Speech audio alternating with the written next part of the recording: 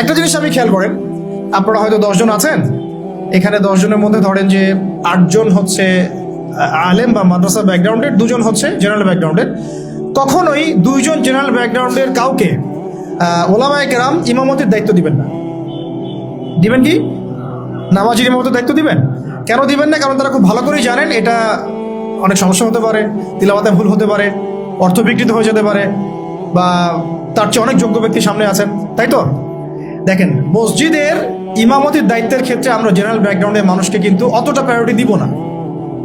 স্বাভাবিক, যত ভালোই তেলাওয়াত আপনি করেন না কেন, যত ভালোই আপনি মানে কোরআনের হিফজ করেন না কেন, দেখা যাবে যে না, সেখানে ওলামায়ে কেরামদেরকেই প্রাধান্য দেওয়া হবে। এটা দেয়াই উচিত, এটাই স্বাভাবিক, এটাই হবে।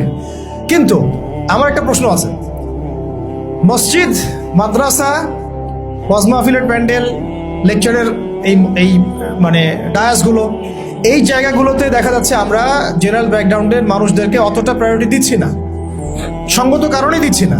কিন্তু আবার রাষ্ট্রের অনেক বড় বড় সেক্টর, যেগুলো রাষ্ট্রের সবচেয়ে বড় বড় department, for example medical sector, for example finance, garments sector, economic sector, এবং সবচেয়ে বড় কথা হচ্ছে শিক্ষা সিস্টেম, শিক্ষা কমিশন, এমপি মিনিস্টার্স এবং পার্লামেন্ট, এই সমস্ত সেক্টরে আমরা জেনারেলদের হাতে দায়িত্ব দিয়ে নিশ্চিন্তে ঘুমাচ্ছি,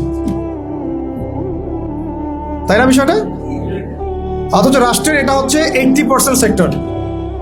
তাহলে এখানে আমার একটা প্রশ্ন হচ্ছে যে কেন আমরা দিন শিখে ওইসব সেক্টরগুলোতে যাব না?